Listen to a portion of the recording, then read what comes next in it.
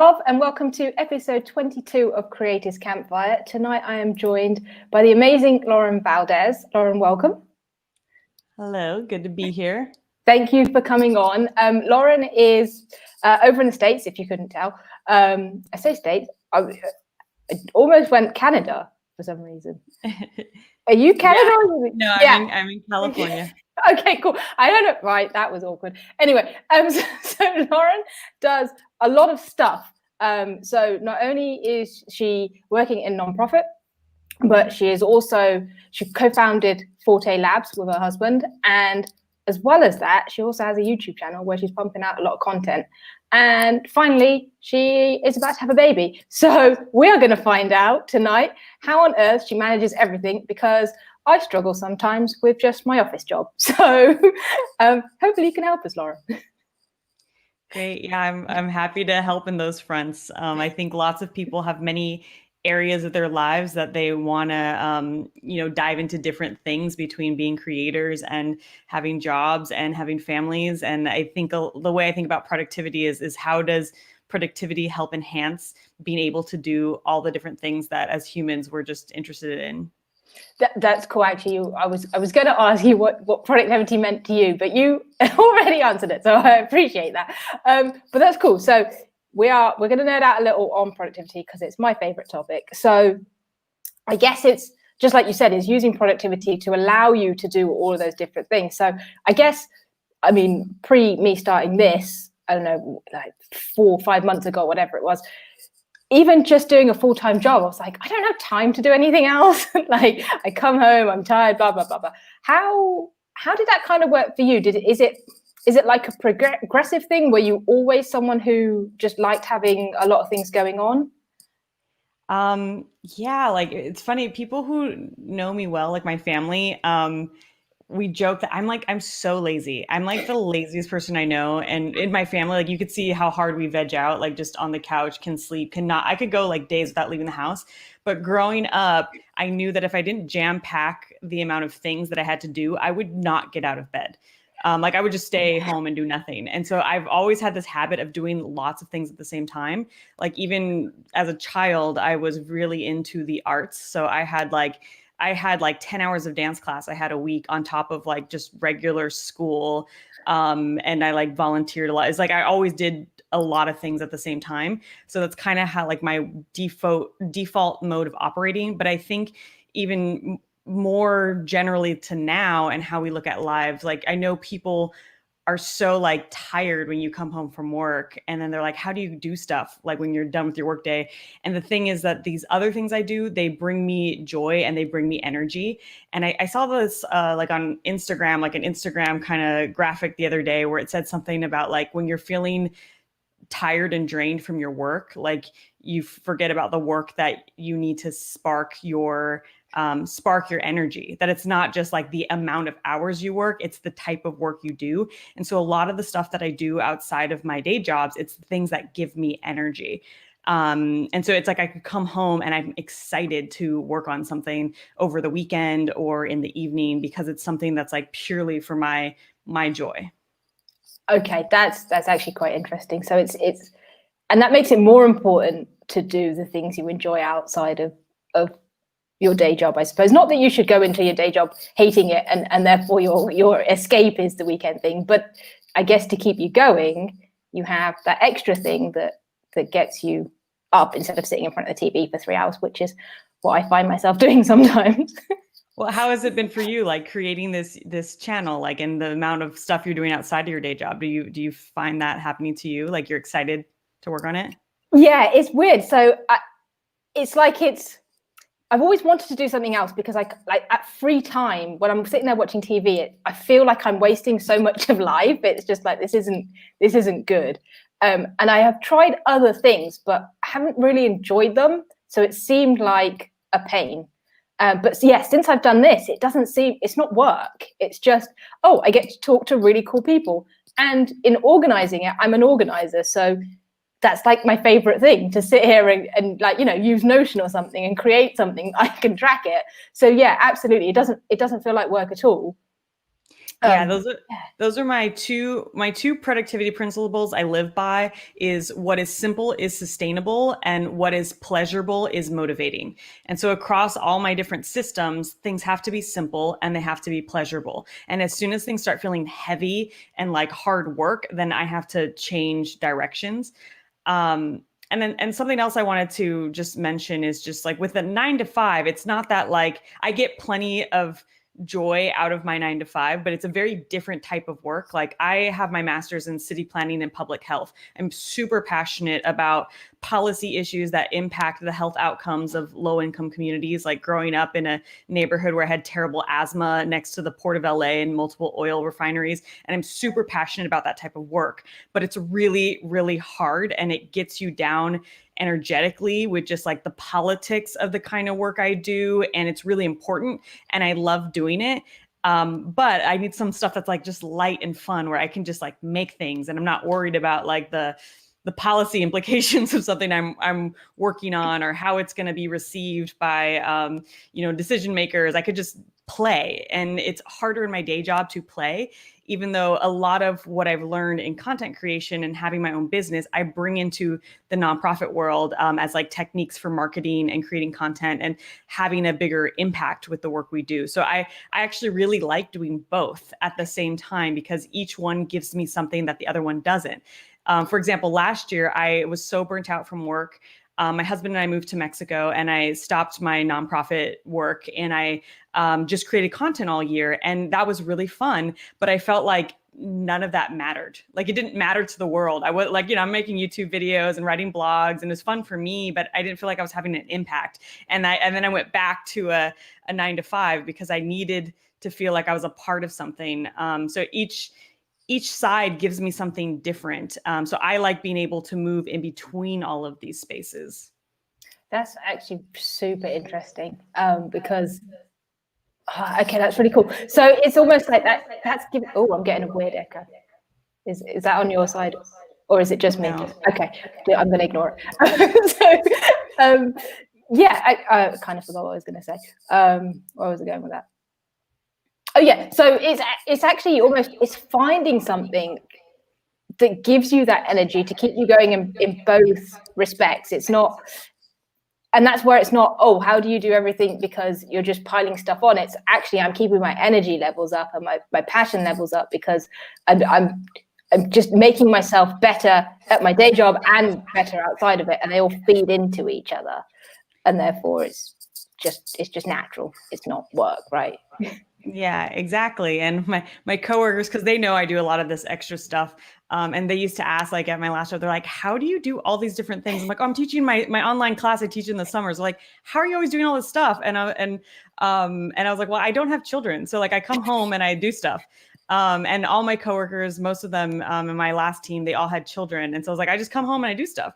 And we traveled a lot for that job. And, those with kids, they never wanted to travel. Like they flew in the day they needed to be there and flew out as soon as things were over. And I would go in a couple days early and like hang out in the city and meet up with friends. And like that was a very different framework, not having kids. And now I'm about to have a kid. So I'm like, who knows? This is probably like a certain period of my life. And then once I go into motherhood, it will probably look very different with what I choose to work on and prioritize outside of all my different projects. Yeah, baby's got different plans, I assume. So obviously the energy kind of feeds off, but do you find that you still have to build in kind of breaks or kind of low level weeks of I just need a few days off? Oh, totally. Okay. Earlier you said like, feeling bad watching TV for 3 hours. I never feel bad when I do that. I do it a lot. And it's not every day, but it's like, I know when I need to just turn my brain off and talk to nobody. And I go into those spaces, and those spaces I know are equally as important as getting things done. And I build that into my schedule too. And I honor that when it needs to happen, where I'm like, you're just going to veg and watch TV and read books and do nothing. And I feel really good when I do that. And it's generally a choice. And I know it's temporary. I'm like, I need to do this so that I can have that creative energy again. Okay. No, that's cool. That makes sense. So it's allowed. But do you Is it a feeling you kind of know when it is, or do you say, okay, well, every quarter I'm going to have, 3-4 days? I know that's very structured, but Well, this is funny because this is something about like my approach to productivity. And I think like my husband and I have this productivity company, and his methods are very, very structured and, like quantified self-tracking and like, the nerdy of the nerd stuff. And when we started dating, I was not at all, like I didn't even have any sort of digital system, no calendars. Like I wrote stuff on my hands, and he like, it was the person who helped me like develop a productivity system. And then I helped him tune in more to like his energy and how he feels and his intuition. So we've balanced each other out really well over the years. And this is something that I find like coaching people on productivity and also in our online courses is like people come in and they want like an algorithm that's just going to output how they should do things, like this much time and do it exactly a certain way. And so much of being productive is actually your intuition, which is like what feels right. And it's a balance, because if you're working against your energy, it's a lot harder than working with your energy. And so I let myself tap into it, but a lot of people can't even feel their energy or their intuition if you don't practice it, because it really is like a practice. So like people who meditate and have different practices for tuning into what they're feeling is something that's now becoming more of like an approach in productivity, is like also meditating and doing journal writing. And that's kind of coming in. But that's always been something that's really important to me, is like tuning into like, what is my body telling me? What does my body need? And honoring that. And there's times where you have to fight against that because you have like a real critical deadline. But for the most part, I try to just listen to what my body's saying. And to me, everything happens in cycles and flows. And my family's Mexican and also like Native American, and so like the energy and feeling into your intuition and all that stuff is very much like something we've always done and talked about. And I do a moon cycle practice that I learned it from a cousin, and it's about tapping into the moon energy. And in this practice, if you look at the new moon, it's like a time for renewal. And like you shed everything that's before in the old moon is like old energy, and you have to shed it and let it go. And then in the new moon, you create a set of intentions. And this is actually when I do my goal setting, is on the new moon. And then your energy rises with the full moon. And that's like your time and I find this is true for me. It's like my most creative, energetic time is between the new moon to the full moon. And then after the full moon, the energy starts going down and I start feeling tired and overworked. And like, that's the time I actually slow down, is like, and it's easier for me to do that, being like, it's okay. It's the moon's energy, slow down. And so like the week before the moon cycle ends, I'm normally like so down. I just have to like lay on the couch, veg out. I cry a lot during that week. And it really feels like I have to shed and purge like everything. And then I get a fresh start on the next new moon. And I love this as a ritual. I've been doing it for a couple years, and everything flows so well in my life with this. So that's kind of how I tap into that energy. So it's not quite a timeline of like, I'm scheduling it in at this time. But it does follow that kind of wave. Yeah, that's very, very interesting. I'm going to just say that because which reminds me, I think I read one of your articles about that whole journaling, meditating thing coming into productivity more and more. And you can see it now that everybody is doing that. But that's super interesting because somebody at work once said to me, well, actually, they said it several times, that when I'd be sitting in the office complaining and be like, oh, I just can't be bothered today, they were like, oh, well, something about, and I wasn't listening clearly, but something about the moon. And I'm like, no, what? I'm just tired. But now you've made me think that they had a point. And when I tell them this, they're going to be very happy. But I think I need to try this because I'm very, very bad. I'm probably like your husband in this respect. It's like, just tell me when I need a break, okay? I don't know. I can't tell, but I'm going to need it because sometimes I'm like, oh, I'll take a break and I don't actually need it. So I know I'm like that. And for me, it's working out when is it just me being lazy and when is it that actually I need to take some time out. So that's intriguing. I'm definitely going to look into that one. Well, I think everything is related to like your intentions and your goals and what you want in life. And so it's like, why work out? Like what makes that important to you? And then figuring out like the schedule and how you work out is easier if you know what you're trying to get out of that time. Like I've had plenty of times in my life where like when I was working my hardest, a little more than this was like 2018. Then this is when I got super burnt out. I probably worked out like once every like 3 months. And then when I moved to Mexico, and that was like my year of like, I just need a break. I was so burnt out. I went to dance class every day, and it was like and like I had a routine that was like so consistent and solid. And I really wanted to just like tune into my body, my health. It was like the healthiest I'd ever been. And working out every day was not my goal when I was working really hard.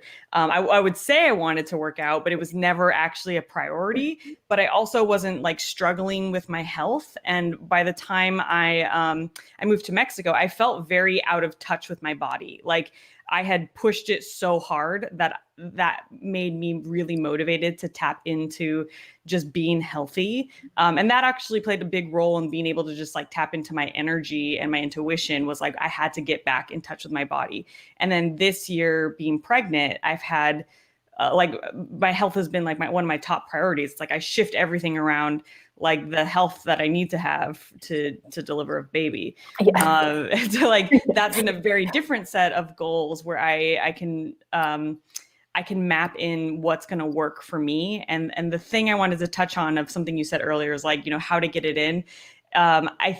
There's times when you need more structure and you need more play. And so sometimes it's just like, the productivity way of doing something is like setting a boundary, like being like this time, every day, this place, I'm going to show up no matter what. And sometimes you need something more playful. Like if it's feeling too hard and heavy, like, oh, maybe I just need like a dance class that I could go to. That's fun. So it really depends on like what you need that's going to get you to that outcome that you want to have. Yeah. Okay. I have a routines question, but first, before I forget, how do you tap into that energy for someone who is very out of tune, and maybe this is my background, the Indians don't really do feelings, so how do you then like try and understand? Is it through something like meditating and 5 minutes a day or something and learning that practice? But what, I wouldn't even know what to do. It's interesting because it's actually something you can totally be trained to do. And it's something that's intuitive, but we get disconnected from it. And I'd say like naturally, I'm very intuitive and very in my body. And over time, I kind of lost that, especially once I started, working a ton and like being very like, I need to be focused and disciplined and action oriented and get things done and accomplish things. In that phase of my life, like going to grad school and then working in an environment with like the people I worked with and the job I had after grad school was like people who had developed the programs I studied in grad school. Like they were like amazing, incredible people. And I felt like I had to like push myself really hard to excel in that environment. And then I totally lost touch with my kind of body balance things. And what really helped is a friend taught an online class. It's called Own Your Magic. And it's all about tapping into your intuition. And so she had all these exercises for us that were really awesome, like, meditative type of exercises and assignments. Like week or month one, the assignment was tuning into our desires. So just like noticing when we want something and just letting ourselves have it versus like the default just being like deny a desire, but just like listening to like, what is your body telling you? And it was funny because at first it's like, you can't even hear it. You had to like have a practice of like, wait, stop. What is my body telling me? Write it down. Okay. What am I recognizing from this? And so there's like ways of doing it. And this friend had all these techniques in this online class. But I've done lots of different types of things like all silent Vipassana meditations retreats, which those are about the 10 days of silence. And by day like 7, I felt like I was on shrooms. It was like I could feel the blood cells running through my body. I could feel every single thing like in my body that you normally can feel those things in your body, but there's so much noise that you ignore all that stuff. But when you slow down, you actually can hear it. You can hear those messages. Oh, that's crazy. Okay, that's very cool. If I gave in to those things, I'd probably eat pizza and ice cream all day. But that's okay. I also need to look into this because I think there's something there. Okay, there's a definition of this that I got from Joe Hudson, who's this really amazing mentor and coach in Silicon Valley, and he did a class on our Forte Labs platform called Art of Accomplishment. And in the class, he had this podcast episode where he talked similarly about tuning into your wants. And he said the way he defined it was like, it was something like when you are empowered in your decision versus like reactionary. That's the way he kind of differentiated between wants. It's like you have to, like, it should be an empowering decision to say yes. And sometimes when it comes to like pizza and junk food, it's like a default reaction to something versus an empowered, like, I really want this pizza. Like I don't eat gluten for the most part. Like 90% of what I eat is gluten free. But if I'm going to eat gluten, I want a pizza. Like I want it to be like amazing. And I allow myself gluten probably like once a week. And so often it's a pizza and I feel so happy to eat a pizza. I'm just like, yes, this is my gluten. And I'm going to have some pizza and it feels amazing. I never feel guilty about it. I need to get on this not feeling guilty train because that stops me. Well, it doesn't stop me sometimes. It just makes me feel guilty. But that can't be good for anyone. Going back to routines, and I guess that kind of touches habits very closely. What are your thoughts on this? And because again, in the productivity world, everybody loves the routine and habits are absolutely key. Thoughts? Are you on that same kind of vibe? Yeah, I'm very, very adaptive. I love routines. Routines are definitely really helpful. Like my husband and I spent the first 6 weeks of the year in the Philippines with his family. And then we also went to Singapore and Malaysia during that time. And we were staying in different places, and him and I, like, you know, like every week we're like changing places and houses and things. And we were both trying to work, and it was so hard having like no routine, like just where we stayed, if the internet was bad, like, and then like my family's Mexican, so this is how Latinos are, and Filipinos are the same. It's like I would try to schedule a call, and then like I'd hear from, you know, my father-in-law, like, oh, the family's having a dinner in your honor, like right now we have to go like do this thing. And you're like, what? Could you have told me like yesterday? But that's how it was, like every day. You had to just have nothing on your calendar for the things that would arise. And it was so hard. And I had to just like abandon all of that and look for what are the micro ways I could develop some sort of routines, and that the routine had to be adapted like on a day by day basis. But generally, I do like following some sort of routine, but also life is so challenging, even when you're not, you know, traveling, that I think we have to tap into being more adaptive and flexible on the fly. And what are the ways of doing that? And so I like to think of it more as like less routine, which feels like it has to like be super structured, to more of like, what's a ritual? Like, how do I turn something into a ritual and create a space that's going to allow me to tap into what I need to accomplish what I need to do, rather than just do something because I say it's supposed to be done. Okay. Yeah, that makes a lot of sense. Yeah. I was just going to say, because I do love a routine, but I struggle at the weekend. So, and actually, maybe this is a good question for you. So how did you feel in the year that you took off and did content creation versus when you have your structured 9 to 5 and you're doing your kind of side things in the evenings and weekends? So almost you have a structure automatically versus you have a free year. How did you kind of go about that? Yeah, I had to create a lot of structure because I could easily end up doing nothing. So when I started, like we moved to Mexico City, and I could easily not leave my house until like noon, like not get started with anything till like afternoon. Like I'd sleep into like 10 or 11, and then Like it was, I was like, my day would just disappear. And I was like, I didn't do anything I wanted to do today without the accountability mechanisms of like, you have a meeting, you have a call, you have something to do, you have a deadline. And so I knew I needed structure to help organize that. And I found this dance class that started at 7:30 a.m. Monday through Friday. And I started going to it because it was the thing that got me out of bed. So I'd get out of bed, I'd roll out, throw on my clothes, go to dance class. And by the time I got home from dance class, it would be like 9:30. And then I'd shower and then I'd have a whole like meditative journaling exercise to kind of map out my day. And then I'd start working about 10 a.m. and it felt awesome. Like by 10 a.m. I had already like done a bunch of stuff that made me feel really good. And when I would try to go to dance class at night, I'd end up never going. I'd be like, I'm gonna go to that 7:30 p.m. class. I would never get to it because something would happen where I wouldn't feel like it. So I loved the default, like starting my routine with getting out of bed for dance. And then by 10, I was ready to like sit and create.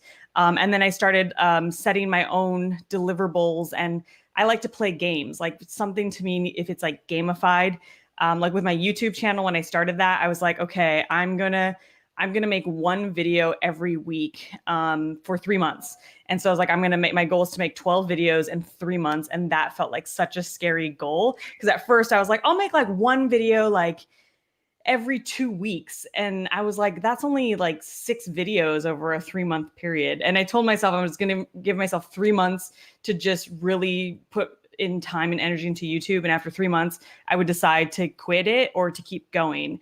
And so I'm glad I gave it like a big push, and I just like made a game like, okay, like get it out there. And some of them were really terrible. Some of them took off. And, but it was like creating that structure is like what helped me get through all of those things. Okay, so I'm terrible at the weekends, kind of similar, I guess, to when you don't have that routine in that year. And I have tried, like, to me, what seems like everything, but is obviously not everything. But like, I'll try and get out and do something in the morning, but then I come back and I'm like, well, I've already achieved something today, so I'm going to do nothing for the rest of the day. And I can't think of what's going to make me more productive on a weekend, and it really, really bugs me because Monday to Friday after work, I'm like, got 3-4 hours. I'm just gonna go and do some stuff. So, if you've got any tips for me on the weekend, I would love. What is it that you want to be doing on the weekend that you're not? What's feeling like you need to be more productive?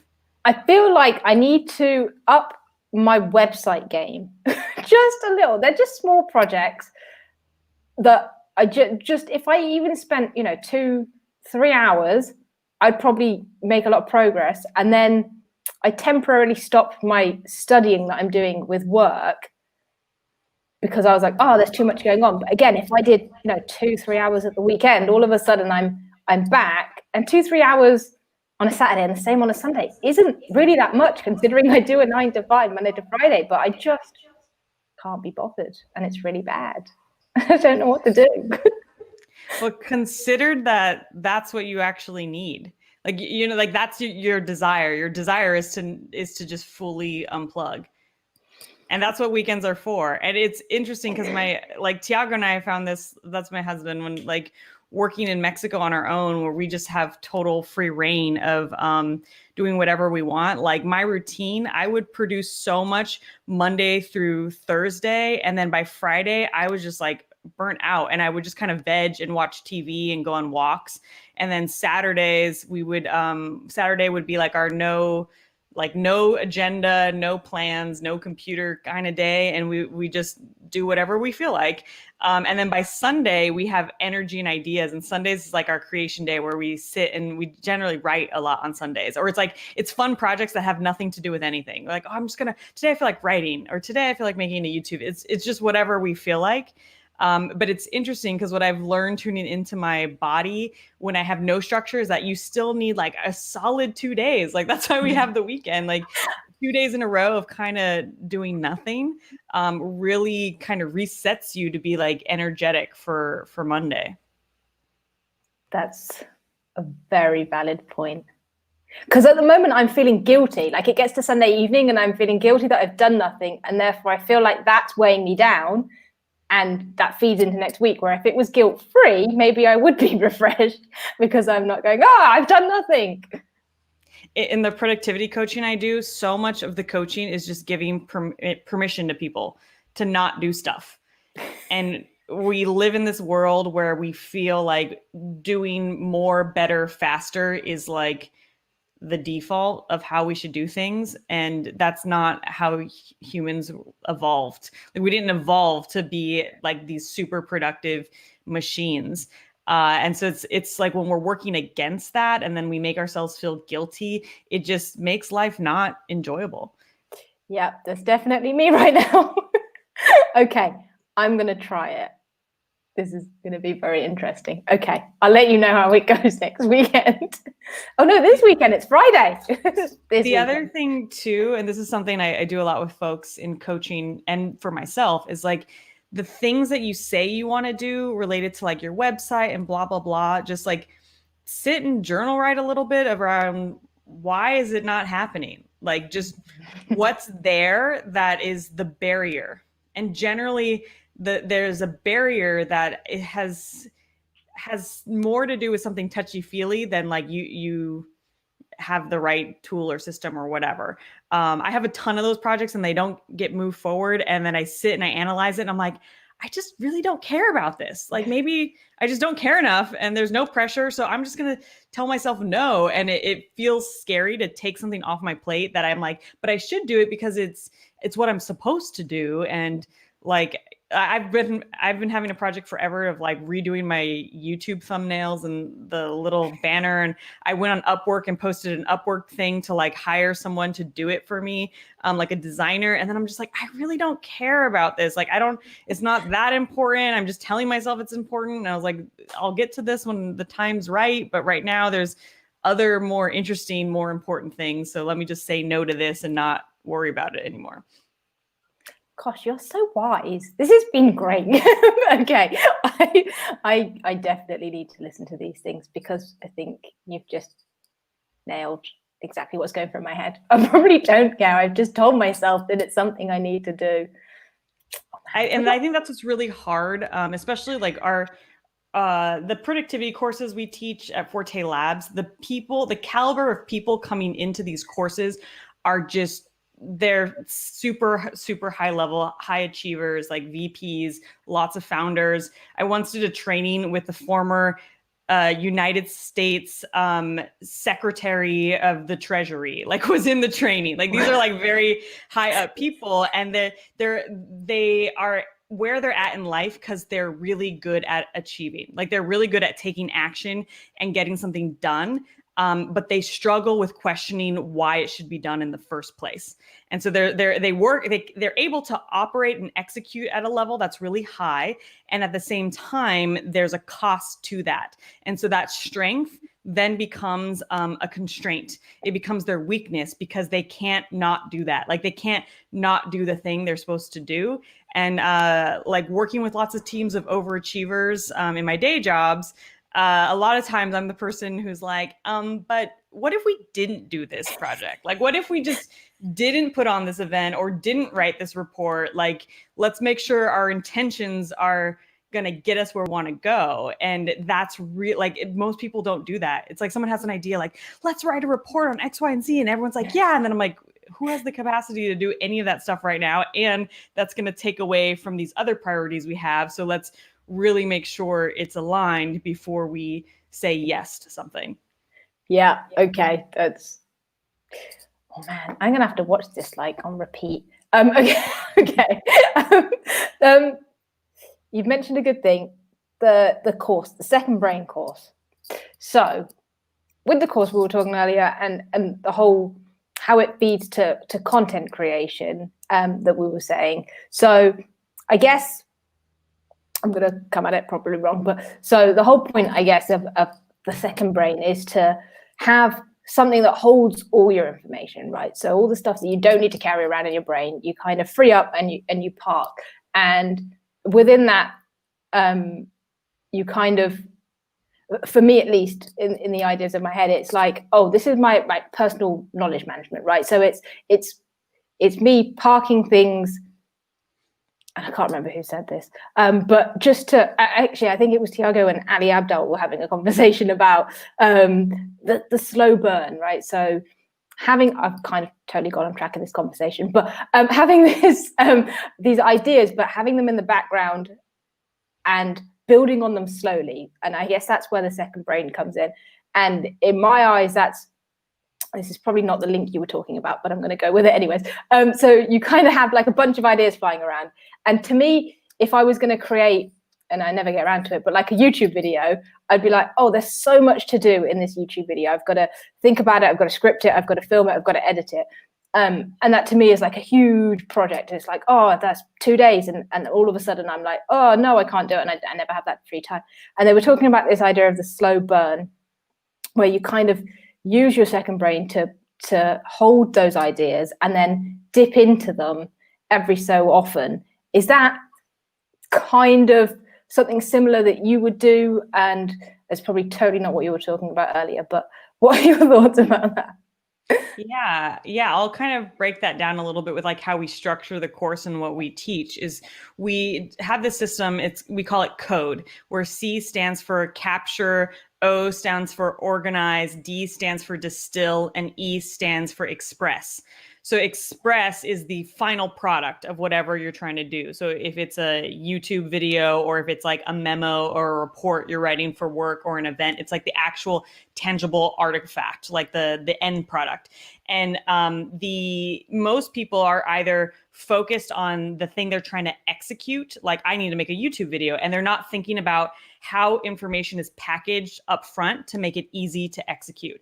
And so what we teach in the course is how do you actually capture and organize and distill all the flying pieces of information so that they are structured in a way. So when you sit down and you're like, today's my day, I'm going to make a YouTube video, you can just pull up files that have already been slow burning and simmering and being compiled in a way so that now it's just time to like get it out the door. And so what we teach in the course is how to do that upfront work so that it's ready to go when you are ready to actually produce. And you can think about it like we use this analogy of mise en place, which is like a cooking technique where you prep all the ingredients beforehand, like you chop everything's organized, and that all happens before you even start to cook, before you turn on any heat. All the materials are perfectly organized, and this is how professional chefs do it, right? Like they turn on the flame, and then they just dump, yes. mix, dump, and it's like ready to go. That's not how I cook. Like I'm like chopping as something's like burning and like throwing it in, which is why I'm not organized with cooking. But like imagine that for your information, like everything you needed to write that script and to prep that video already being preset up so that when it comes to making it, it's easy. It's like easy to just get it out the door. And so we show people techniques for doing that. And that's what we call like being on the slow burn, is like you take a big heavy project like that and you break it down into what we call intermediate packets. And each intermediate packet, if you're able to define it up front and break it down into the time you actually have, then you can move things forward in tiny chunks of like when you have 30 minutes between meetings or when you have 2 hours, like making sure like, okay, that's the day I'm going to do this. Like, before you write a script, which seems really hard, like, okay, I have 30 minutes. I'm just going to bullet point an outline for this YouTube video. And I'm going to do that before my next meeting and just get it out there. But having it organized in a way so that it's clear what the next step is, to keep moving it forward, even if you don't have, 2 full days to move it forward, you could be moving it forward in tiny little pieces. Okay, that makes a lot of sense. I think I fall down, if I was to follow that process, I'd fall down at the capture stage. It's all out the window. But I'm attempting to build this in Notion right now. I want something where I can dump my notes just as they come to me. But I think that's big for me, and that must be a big stage in the process, though, right? Because that's all your input. So that's not. I'm not being really stupid at that. So that's a big stage, right? It's so hard because we have information coming from 10 zillion sources at us so fast. Like you have your email inbox with lots of things coming in. You're scrolling on, Instagram and Twitter and like articles and cool things pop up. And then you have things you read and you have your Kindle and you have there's so many different things where there are inputs of information. And we show people techniques for capturing those all in one place and being able to organize them so that they make any sense to you. So you find them again. So there's one thing of like, you see lots of good information that sparks ideas, and then you can't find it again on the internet, or you're like, I know I saved it, and you have no idea where you saved it. You're going through your bookmarks on like so many different platforms. You're like, or maybe I heard it on this podcast. And then you start like Googling the podcast. It's like, it's like we lose track of where it came from. And so we show people a system for how to like just click a button and make all of that, your information, go to one place. And then how do you organize that information so you could find it again in the future? So that's kind of those are some of the biggest takeaways people have from the course. Is like, on the surface level, the course is about note taking and how to organize your notes. But the big takeaway is that once you're able to do that, then you can produce so much more and at a higher, faster level, because the organized part is really well done up front. Yes. Okay. This is 100% where I want to be, and I'm halfway through how to take smart notes at the moment, and the whole Zettelcast and thing is in my mind, and I'm like, I need this. But sometimes I'll be watching something and I'll have to be like, oh, I need to go and get my book or something to make notes, because the second I pick my phone up, all of a sudden I'm in Instagram or something, and it's like, oh damn it, I've got distracted. Or I do the exact opposite, and I'm like, I can't watch that YouTube video just now because I'm not in the right frame of mind to take notes. It's like, come on. So yeah, that's what I'm battling with at the moment. Well, it's interesting because in our course, kind of where you're talking about like not feeling guilty, we have to do a lot of that in the course. Like the course started out with being about like, here's how to take notes. And people walk away from their course and they're like, I had all these breakthroughs, and they're crying and they're like, this changed my life. And we laugh because we're like, we're doing that subtly in the background, because to have an effective system, there's all of these mindset shifts that people have to go through in the course. Which is not on the front end of the course. It's on the back end of like, to be effective in your system, you have to remove like the guilt and the shame of perfectionism. And like, we have all these hyper perfectionists, and we have to move them from like, it's okay to miss information. Like we call it FOMI, fear of missing information. Like you have to just accept that you're not going to have 100% everything captured perfectly and every note perfectly. Like that's okay. And then we have to move people through the space of like, your system is not going to be perfect. Your system is something you are growing and changing and adapting. You don't just like build it and it's done. It's like, it's forever. It's like a constantly evolving organism. It's alive, like your brain, making new connections. And then a big piece of it is people having to trust their system, trust that they know enough, trust that they don't need to know more to put something out.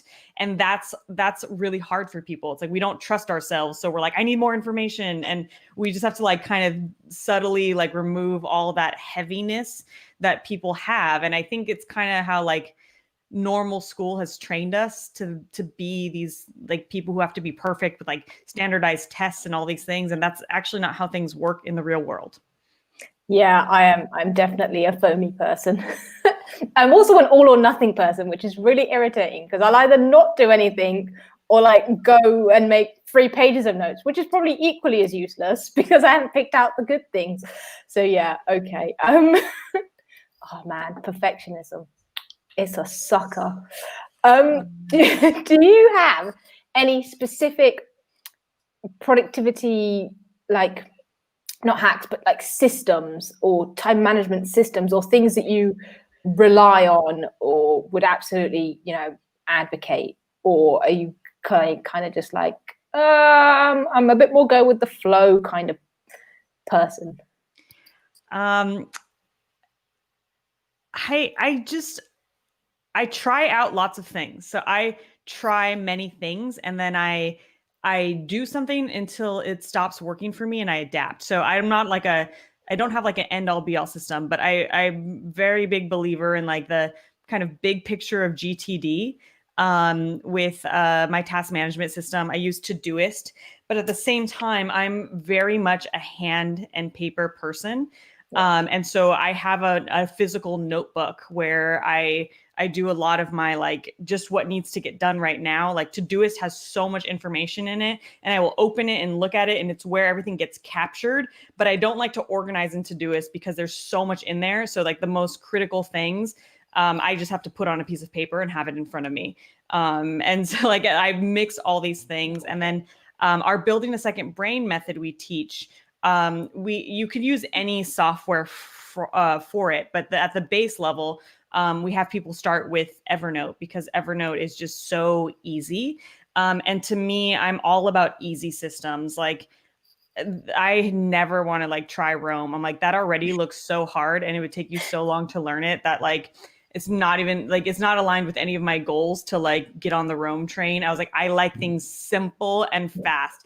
And like there's other people who like they need lots of hierarchy, they need lots of structure, and so like something like Rome really works for them. And so it's funny because in the productivity space, like what I teach and what I coach is like we have to know how you work. Like how do you work, what motivates you, what makes things simple and easy for you, and then find the system that works for you based on that. And that's why like it coming into the course, we have all these people who want to just copy Tiago's system. And we're like, no, we have to design your own system and based on you and how you work. Cause I tried at first copying David Allen's exact GTD system and Tiago's exact BSAB system. And it didn't work for me because it's too much structure. And then I fail and the system breaks. And then I'm like I lost everything. And then I feel guilty. And I had to just learn, like, I actually work very, very differently. Like I work a lot more on my intuition. My first brain is actually incredible. Like I remember things. I could hold so much in my first brain that I don't need to write as much down as like, but Tiago can't remember anything without writing it down. So it's like, he needs that much structure because he'll forget what happened like yesterday. And so like, to me, it's less of like, here's the perfect system and more like, here's like, let's help you find how you work, how much structure you need. And then the tools, there's 10,000 of them, like find the tool and system that helps you like align with how you do things. Yeah, I think that's a really good point actually, because with a lot of productivity stuff, people will just copy other people that watch a YouTube video or something and be like, oh, I'll just adopt that system. But it's actually like, but you need to adapt it to you and make sure it works for you. And I'm like you, I will try literally everything that comes out probably. I'm like, oh, new system to play with. And it's like, oh, this doesn't work. This isn't me. And I'm a paper person too. Yeah. And I also think there's times you need more system or structure in your life until you get past something. Like a lot of people are into like the quantified self, habit tracking kind of things. To me, I've done those things, but only like really temporarily to start a habit or just to analyze something about myself. And so when I do those kind of like, oh, I'm going to track all my time, I'm doing it for a couple months to like come to a conclusion about like, oh, this is actually what's happening with my time. Or like, if I have a new habit that I'm trying to instill, I'll start tracking like meditating or, exercise or whatever. But then once I'm up and running, I don't need to sit and put it in my little tracker and see how many times I worked out like all year, how many times I meditated all year. Like to me, that's not important. Like what's important is like the knowledge of what is stopping me from doing the habit or getting the habit in place. And then I don't need the system anymore. I could just do it without it. But for me, it's not worth the time it takes to go in and track all that stuff. It's worth it for a couple weeks. And then I move on. I drop the habit tracking systems or whatever. But then I also see people who track everything in detail over like a year, but that is pleasurable to them. It motivates them. They're like, yes, I could see holistically. And so for those people who like seeing that kind of big picture over a long period of time, it's motivating, like do it. But for me, I'm like, it's too much work. So I only do it a couple weeks and then I stop once I get what I needed to get out of that system. And then I move on. And so I think everyone works really differently. And with our productivity systems, we need a lot more play, like play with something, try it out, doesn't work, drop it, or like adapt it to how you do things. Yeah, no, I agree. I'm glad you said that. I'm not a habit tracking person, which is funny because I do overanalyze everything, but I kind of realize there's no point in it, right? It's like I don't need to tick a box at the end of the day to say, oh, I read 5 pages today. I either read it or I didn't read it. And if it matters that much to me, I will probably go out of my way and do it anyways. So yeah, no, that's good. I'm glad I'm not the only one on that train. Books. Where do you stand on, not where do you stand on, what are some of your favorite kind of productivity books or things that even link like mindset things? Are there any like standout books that you'd maybe recommend to people? There's so many. It's funny because I actually think a lot of these books are really bad as books. Just because they're like, a lot of them are so long that you could get the main point listening to like a podcast or like a TED talk of the book version of some of these things. But there's a lot of ideas that I've gotten from books that I really, really enjoy. I think the book is called Essentialism. Yes, Greg McKeown. Yeah, Greg and McKeown? I heard him on, I think, the Tim Ferriss podcast, and I loved the podcast episode. And so I bought the book, and then I was like, I got everything I needed out of the podcast, and I stopped reading the book after like 4 or 5 chapters because I'm like, okay, I get the idea. Yeah. But it's just an amazing framework of just kind of what we've been talking about, like the saying no and doing less, and like, are things actually aligned with what you want in life? And this idea of like, what is actually essential, what is truly necessary, and actually questioning that, I think, is a really important premise for people. And I've seen this idea come up in a lot of the things that I've done, like Joe Hudson's work that he does. It's a lot about just alignment. And similarly, my friend's course on Own Your Magic, it was all about alignment. Like, is the thing you're doing aligned with what you want, aligned with like your lifestyle, and like finding that alignment and attunement then helps make a decision of like, yes, I should do this, or no, I should not do this. Which reminds me of Derek Silver's work, where he says like hell yes or no, like something should be a hell yes or a no. And I love his writing, and I haven't read any of his books, but just from his blog and hearing him on podcasts, like those kinds of ideas and mindsets, I think, are really powerful in productivity. Like, to me, the number one thing you can do to be more productive is say no to things. It's like, it's that easy. Like, take on less things, and then you are far more productive. It's so easy to say, though, and so difficult to do.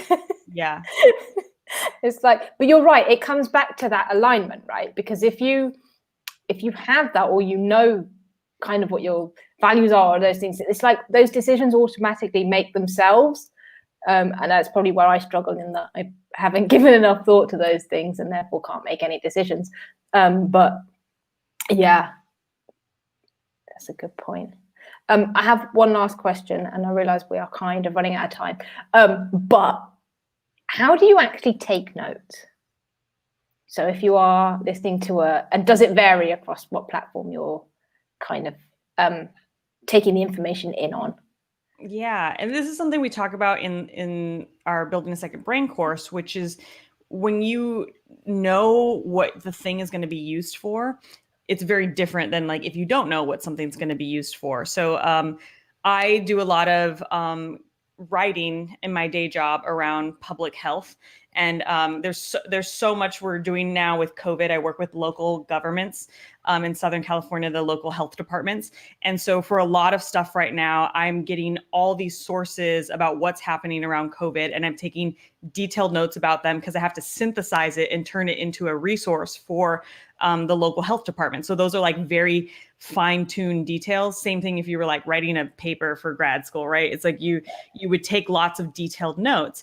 And we have to help people in the course think through, like, there's a little bit of prefrontal work you have to do around like how important this is. You might know that, or you might not know it at all. So if I'm just reading casually, I'm not taking detailed notes because I don't know if something has a purpose, and I'm not going to invest that much time and energy on taking notes on something. But something I listen to so many podcasts, and then I forget what podcasts I heard something on that I thought was really interesting. And so the way I've started doing notes on podcasts, because I used to have no notes on podcasts, but I'm not going to sit there and interrupt the joy of a podcast by taking notes while I'm listening, because most of the time I'm driving or I'm cooking or I'm cleaning. So what I do is I use this transcription app called Otter. And it's phenomenal transcription. And so after the podcast is over, I open up the Otter app and I talk to the app about what I liked about the podcast. I'm like, this podcast was about X, Y, and Z. And what really stood out to me was blah, blah, blah, blah. And I want to learn more about blah, blah, blah, blah. And I just talk to the app.